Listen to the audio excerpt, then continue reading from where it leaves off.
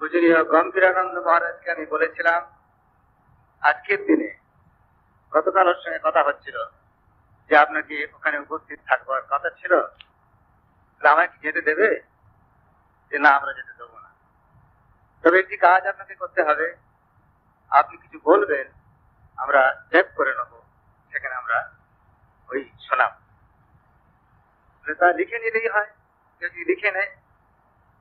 উনি বলে গেলেন, একজন লিখলেন, সংক্ষেপে যেটি বলেছেন আমি আপনাদের কাছে পাঠ করে শোনাব। একটি আধুনিক গানের গোড়াতে আছে, তোমার সমাধি ফুলে ফুলে থাকা, কে বলে তুমি নাই, তুমি আছো মন বলে তাই। পূজ্যপাদ বীরেশ্বরানন্দজি মহারাজের মরদেহ ভূত চিতাগ্নিতে ভস্মীভূত হয়েছে এবং সে স্থান এখন পুষ্পরাজিতে সুসজ্জিত হয়েছে এবং সাক্ষ্য দিচ্ছে যে তার শরীর আর নাই। কিন্তু তা হলেও তার দেহের আকৃতি এখনো আমাদের স্মৃতিতে সজীব। এখনো তিনি ভক্তের ধ্যানের বস্তু। তার দেহ, তার জীবন, তার চরিত্র, তার ভাবরাশি, তার সবই আমাদের কাছে পূত, পবিত্র, প্রেরণাদায়ক।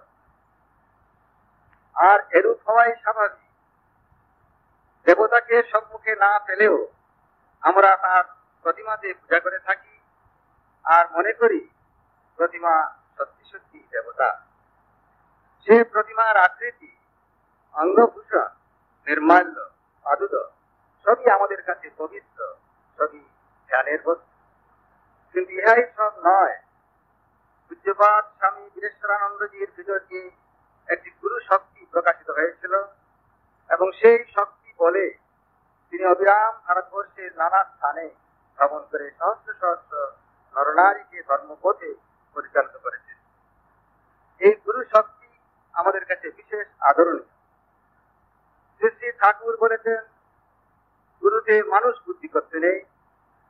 সুতরাং প্রভু মহারাজের দেহই সব নয়, তার ভিতরে যে গুরু শক্তি প্রকাশিত হয়েছিল তারই প্রতি আমাদের দৃষ্টি দেওয়া আবশ্যক, শুধু মানুষ হিসাবে নয়। এই গুরু শক্তির দৃষ্টিতেই শক্তি এবং শক্তিমান ভগবান অভিন্ন। এই জন্যই শাস্ত্রে বলেছে, গুরু ব্রহ্মা, গুরু বিষ্ণু, গুরুদেব মহেশ্বরা, গুরুরেব পরং ব্রহ্ম, তস্মৈ শ্রী গুরবে নমঃ। এই দৃষ্টি অবলম্বনে তিনি কাউকে নিজের জন্মতিথি বলতেন না, আর বলতেন ঠাকুর, মা এবং স্বামীজির জন্মতিথি পালন করতে এবং তাদের উপর দৃষ্টি নিবদ্ধ রাখতে। গুরু পূর্ণিমাও তিনি মানতেন, কিন্তু তার ভয় ছিল পাঁচে ভক্তগণ বিভিন্ন গুরুকে অবলম্বন করে বিভিন্ন গোষ্ঠীতে পরিণত হয়। তিনি যেমন গুরু ছিলেন তেমনি ছিলেন সংঘাতক। এই কাজটি কত দায়িত্বপূর্ণ তা এ ভার যারা বহন করেছেন তারাই জানেন। সংঘকে, ভক্ত, সন্ন্যাসী সকলকে এক সূত্রে গঠিত করে একভাবে পরিচালিত করা বড় সহজ কথা নয়। সম্প্রতি তিনি ভক্তের মধ্যে ভাব প্রচারের প্রতি বিশেষ দৃষ্টি দিয়েছিলেন। রামকৃষ্ণ মঠ ও মিশনের বাইরে শ্রী শ্রী ঠাকুরের নামে অনেক আশ্রম গড়ে উঠেছে। তাদের মধ্যে যাতে ভাব ধারা বিনিময় হয়, একটা বন্ধুত্বের ভাব গড়ে উঠে, সেজন্য তিনি সচেষ্ট ছিলেন। মঠের নবাগত ব্রহ্মচারীরা যাতে সুশিক্ষিত হয় তার জন্য তিনি অর্থ দিয়ে ব্যবস্থা করে গেছেন, আর তাদের সঙ্গে তিনি নিশ্চয়ই মিলিত হতেন।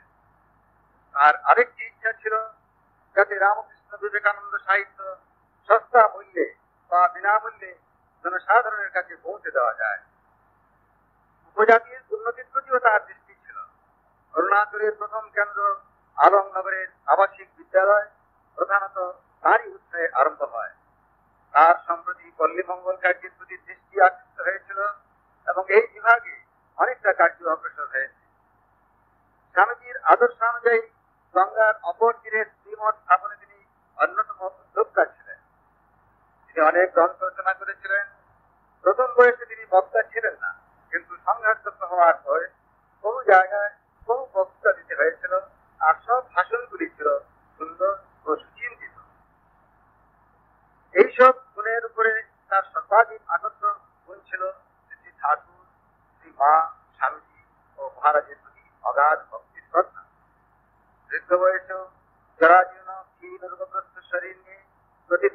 বেলুর মঠের প্রত্যেক মন্দিরে প্রণাম করতে যেতেন এবং সর্বশেষ বিদায় নিয়েছেন তিনি তাদের চারজনকে প্রণাম জানিয়ে। শ্রী ঠাকুরের সেবা অনুরূপ ত্রুটি তিনি সহ্য করতে পারতেন না। এই সুদক্ষ কার্য পরিচালক, তখন তিনি মন্তব্য করলেন, তিনি পরিচালক হতে পারেন কিন্তু সেবায়ত নন। এইসব আরব্ধ অর্থ সম্পূর্ণ ও অনারব্ধ কার্যের দায়িত্ব তিনি আমাদের উপর ন্যস্ত করে গেছেন। তার প্রদর্শিত প্রণালীতে আমাদের উপাসনা অবশ্য করতে হবে, সঙ্ঘের প্রতি অঙ্গকে